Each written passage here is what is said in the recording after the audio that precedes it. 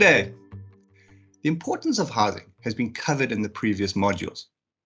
However, if we are to seriously address the housing problem and maximize the potential of housing delivery, we need to ensure that well-functioning housing finance systems exist.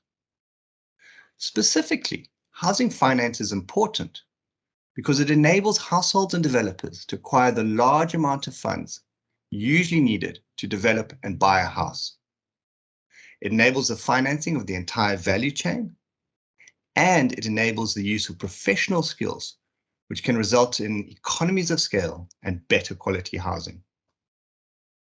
All of the above enables housing markets to grow, which increases the social and economic benefits of housing to households and society.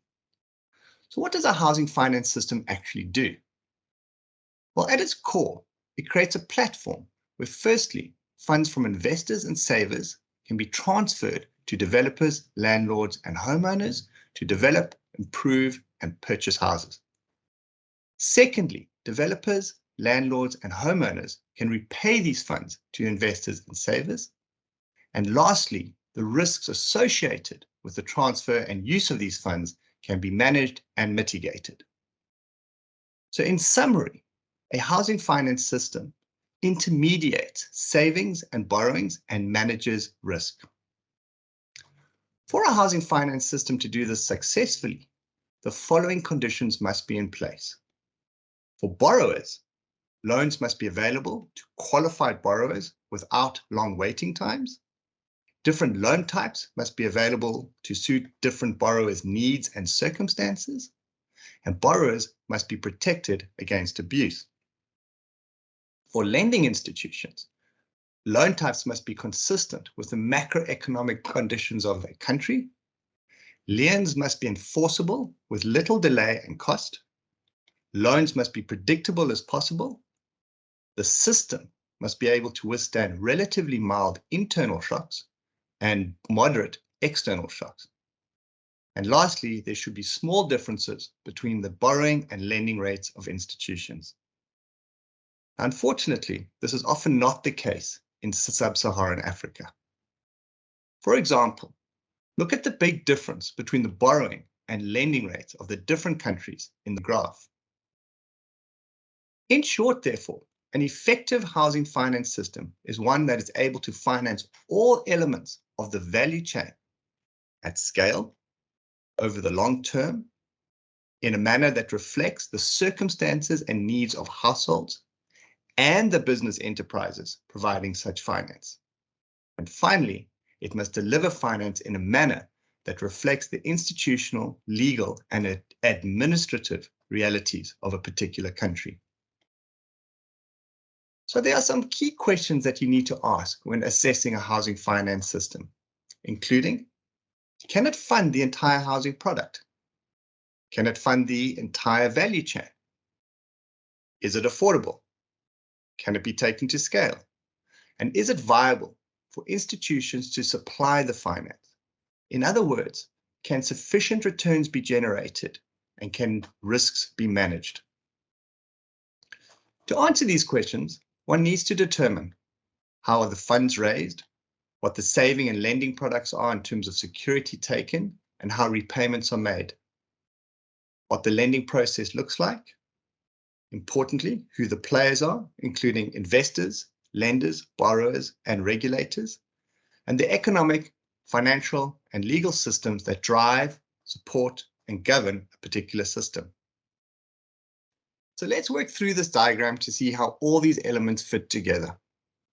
On the left-hand side, we have savers and investors, such as depositors and pension funds, who can save and invest their money in many places, such as the stock exchange, but also with financial intermediaries such as banks.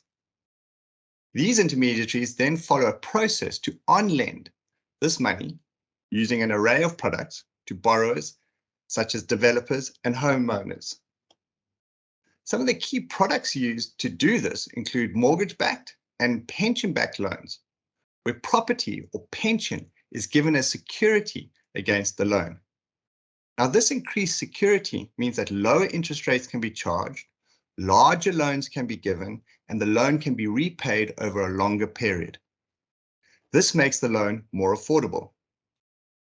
However, these loans require formal and relatively efficient land registration and pension systems to be in place. Other product types include housing microfinance and personal loans that are unsecured against any underlying asset. These are useful when efficient land registration and pension systems do not exist. However, because they are unsecured, the interest rates charged are higher, the loan amounts are smaller, and the repayment periods shorter.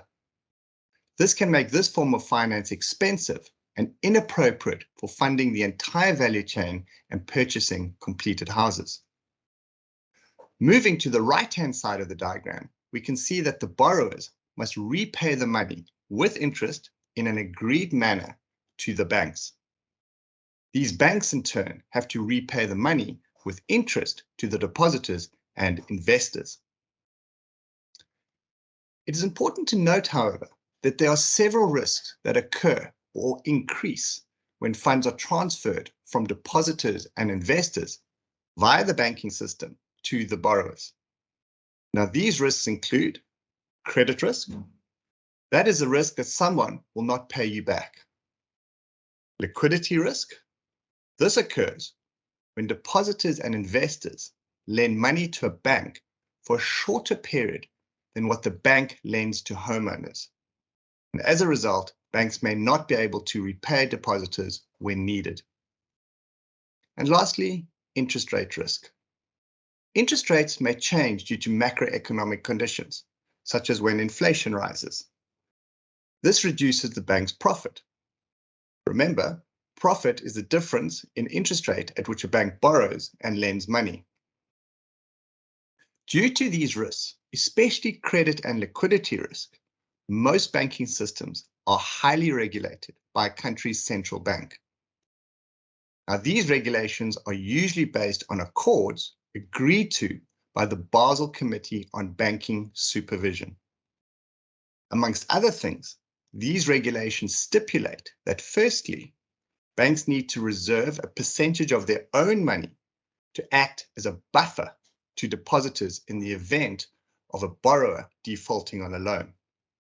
And secondly, banks must keep a percentage of their assets in a liquid form so that they can meet their short-term liability obligations.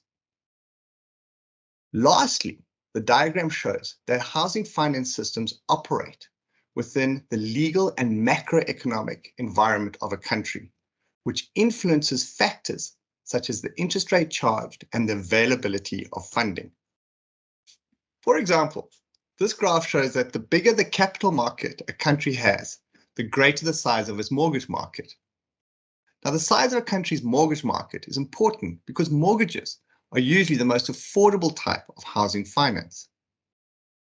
Taking all these elements of a housing finance system into account, one can see that the following preconditions are needed to ensure an effective mortgage housing finance system: a stable macroeconomic environment, the proper registration of property and enforceable liens, relatively well-working land and housing markets, reliable information about property values and customer creditworthiness, competitive finance markets, where new finance institutions can enter easily and where interest rates reflect all costs and risks, and lastly, a supportive regulatory environment. Now that we understand how housing finance systems work, in the next part of the module, we will discuss the constraints that often prevent a housing finance system reaching the more affordable market and how one can intervene to address these constraints.